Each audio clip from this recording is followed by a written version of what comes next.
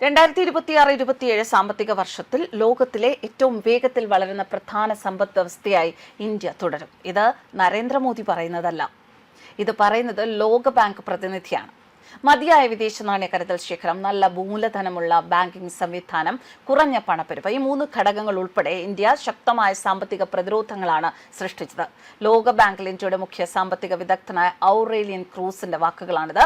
പശ്ചിമേഷ്യൻ യുദ്ധം, തിരിച്ചടികൾക്കിടയിലും ശക്തമായ സ്ഥൂല സാമ്പത്തിക, അതായത് മാക്രോ ഇക്കണോമിക് അടിസ്ഥാന ഘടകങ്ങളുടെ പിന്തുണയോടെയും 2026-27 വർഷത്തിൽ ലോകത്തിലെ ഏറ്റവും വേഗത്തിൽ വളരുന്ന പ്രധാന സമ്പദ് വ്യവസ്ഥ ഇന്ത്യ തുടരും എന്ന് പ്രതീക്ഷിക്കുന്നതായി ലോകബാങ്കിലെ ഇന്ത്യയുടെ മുഖ്യ സാമ്പത്തിക വിദഗ്ധനായ ഔറേലിയൻ ക്രൂസ് വ്യാഴാഴ്ചയാണ് പറഞ്ഞത്.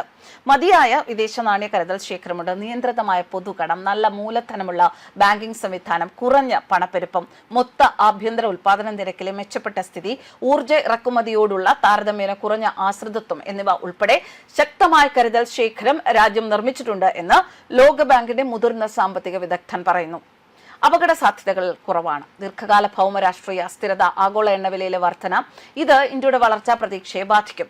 ഇന്ത്യയുടെ ശക്തമായ സ്ഥൂല സാമ്പത്തിക പ്രതിരോധങ്ങൾ, അതായത് മാക്രോ ഇക്കണോമിക് ബഫറുകൾ, അപകട സാധ്യതകൾക്കെതിരെ ചില സംരക്ഷണം നൽകുന്നുണ്ട്.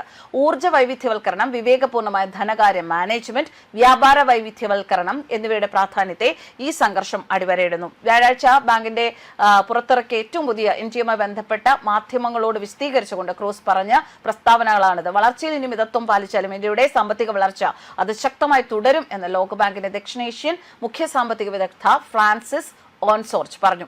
2026-27 6.6% വളർച്ച കുറയും എന്ന പ്രവചനം ഉണ്ടായിരുന്നിട്ടും ആഗോളതലത്തിൽ ഏറ്റവും വേഗത്തിൽ വളരുന്ന സമ്പദ് വ്യവസ്ഥകളിൽ ഒന്നായ രാജ്യം തുടരും എന്നാണ് അവരുടെ വാക്കുകൾ. വളർച്ചാ പ്രവചനം ബുധനാഴ്ച പുറത്തിറക്കിയ ഏറ്റവും പുതിയ സൗത്ത് ഏഷ്യ എക്കണോമിക് അപ്ഡേറ്റിൽ ഇന്ത്യയുടെ സമ്പദ് വ്യവസ്ഥ 2026-27 6.6% വളർച്ച കൈവരിക്കുമെന്ന് ലോകബാങ്ക് പ്രവചിക്കുന്നു. 2025-26 കണക്കാക്കിയ 7.6% വികാസത്തെക്കാൾ കുറവാണിത്. ആഗോള അനിശ്ചിതത്വങ്ങളുടെ, പ്രത്യേകിച്ച് US, ഇസ്രായേൽ, ഇറാൻ യുദ്ധത്തിന്റെ സ്വാധീനത്തെ ഈ മിതത്വം പ്രതിഫലിപ്പിക്കുന്നു. റിസർവ് ബാങ്ക് ഓഫ് ഇന്ത്യയുടെ ഏറ്റവും പുതിയ പണനയ പ്രസ്താവനയിൽ പ്രവചിച്ച 6.9% വളർച്ചാ നിരക്കിനേക്കാൾ അല്പം കുറവാണ്. ആഗോള ഊർജ്ജ അസ്ഥിരതയ്ക്ക് ഇന്ത്യ വിധേയമാകുന്നത് താരതമ്യേന നിയന്ത്രണ വിധേയമാണെന്നും ക്രൂസ് അഭിപ്രായപ്പെട്ടു. മൊത്തം ഊർജ്ജ ഇറക്കുമതി GDPയുടെ ഏകദേശം 2.8%. തായ്ലൻഡ്, ദക്ഷിണ കൊറിയ തുടങ്ങിയ ഊർജ്ജ ഇറക്കുമതി ചെയ്യുന്ന മറ്റ് നിരവധി സമ്പദ് വ്യവസ്ഥകളെക്കാൾ വളരെ കുറവാണിത്. പണപ്പെരുപ്പവും തൊഴിലവസരങ്ങളും ഇന്ത്യയെ സംബന്ധിച്ചിടത്തോളം ഉപഭോക്തൃ വില സൂചികയുമായി ബന്ധപ്പെട്ട പണപ്പെരുപ്പം 2026-27 4.9% ആയിരിക്കുമെന്നാണ് ലോകബാങ്ക് പറയുന്നത്.